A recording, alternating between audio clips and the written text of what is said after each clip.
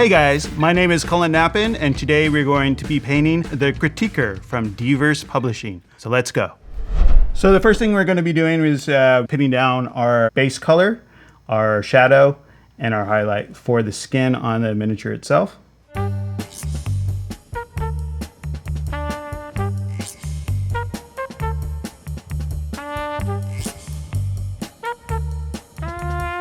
We don't really have to worry about that much detail on the skin itself. It's all there for us, and all we have to do is just lay down our first base coating. With me, I usually start off in our midtones. As you can see, the miniature itself is primed in a zenithal highlight. What that does is it also helps me determine where my shadows and highlights are in the process of the priming. You have your lighter up at the top, you have your darker down at the bottom. I'm just establishing my mid-tone. To blend, you have to pull from your base going into the shadow itself.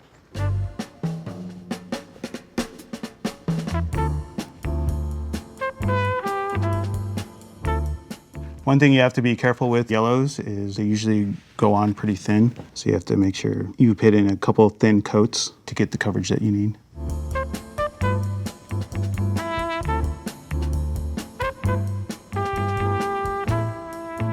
Also at this part, the zenithal highlight will actually really help because it changes the tonal aspects of the paint as you're laying it on. So your black and your shadows, you don't have to do as much work.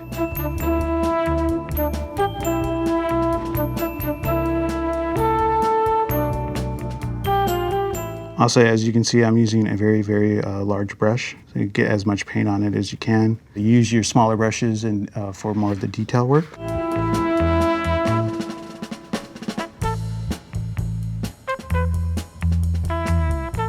The consistency of the paint out of the pot is actually too thick. So you always want to work in thinner coats opposed to a thicker coat. You don't have to make a perfect tone in the skin itself because the actual personality of the character that you're painting, it's a sickly kind of looking monster.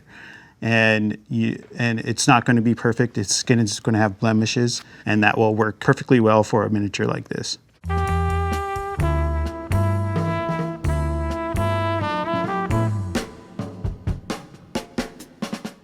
I did move to my smaller brush now, so I'm working around the details in the face.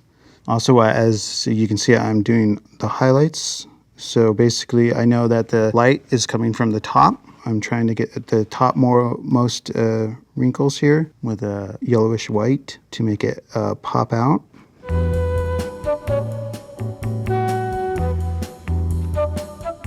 When you're painting a miniature like that, you're pretty much going all over the place. Try not to work in one little area. You will get yourself bogged down.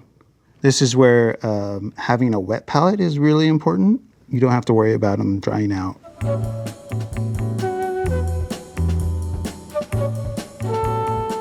Also, as you can see, I'm not really washing off my paintbrush. I'm kind of mixing the colors together. That's also another secret of wet blending is it's almost a loaded brush kind of technique where you have two different colors on the brush.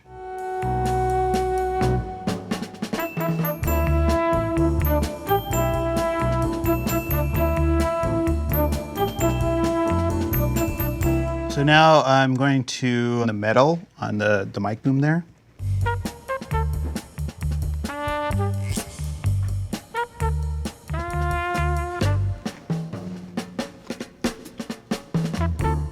So with this part here is a good opportunity to do a metal dry brushing to get all these metal pieces here. Do everything black first, so you're filling in all the darker recesses. And then also what we're gonna do in this area right here is we're gonna dry brush the moon right here, just with white to accentuate the detail in this little area right here. When you're painting a miniature, you wanna paint everything from deeper parts of what you're painting first, and then you work your way out. One, it saves you time, and two, you can cover your mistakes.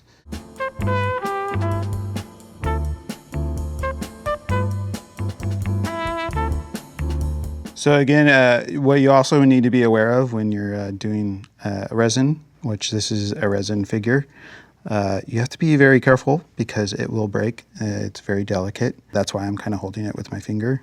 Again, as you can see, I'm not putting that much on. I'm trying to do the most raised areas with this lighter color metallic. You don't have to do every single part of the mini. I know that underneath here is going to be in shadow, so pretty much there's no reason for me to dry brush on it. Like I said, if you're working in thin layers, you're not obstructing the detail of the miniature, and so you can always come back and fix your mistakes.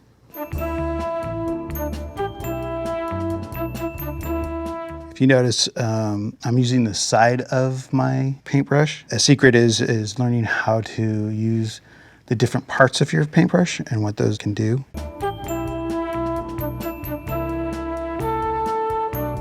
I use a wash in a slightly different way. I don't go over the whole miniature. I just go over parts of it. A lot of people just lather your miniature and let all the wash go into its recesses. And sometimes you don't want to wash the work that you've just did because it might change the colors. You don't want to have a hard edge on your wash. Kind of want to feather it out so it doesn't look like you painted it on there.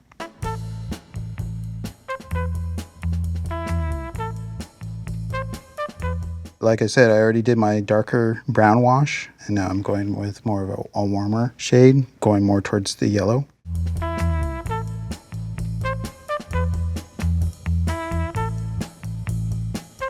Also, when painting a miniature, it's very organic in a lot of ways because you might have a plan at the beginning, and in the middle of painting your miniature, that plan might not work, or it's going in a different direction as you are painting. Don't necessarily cut yourself short if things are not working out the way you want it to, and basically work with what you have and make it work.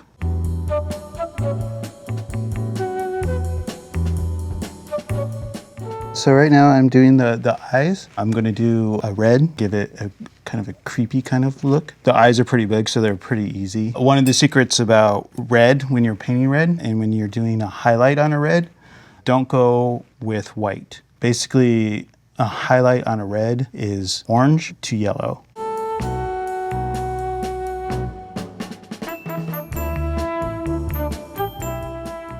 You're doing the mustache.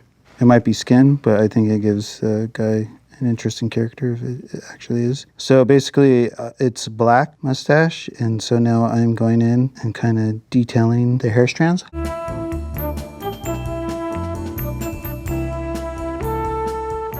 So right now, just dry brushing the texture that I see in the bottom of this box.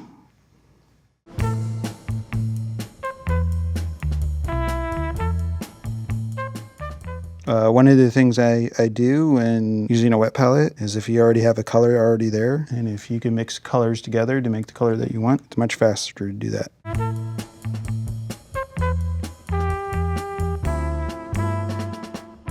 Basically what I'm doing right now is highlighting the box. I base coated it in brown, and then I am working the color up to a lighter color. In my palette, I already have yellow here, and I know that brown and yellow mixed together makes it kind of a tan, woody color. So I don't have to go back in my paint collection, as I know that I can mix these two colors together and get the color that I want.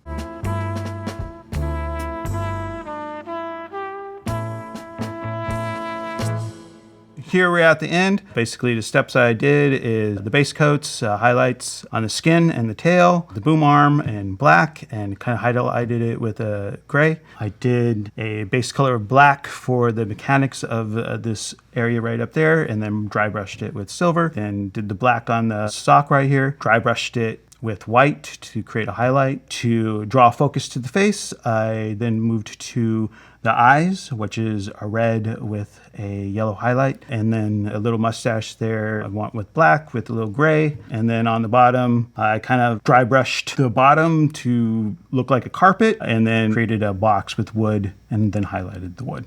And we're all done with the Critiquer from Diverse Publishing. I'm Cullen Knappen, and thanks for watching.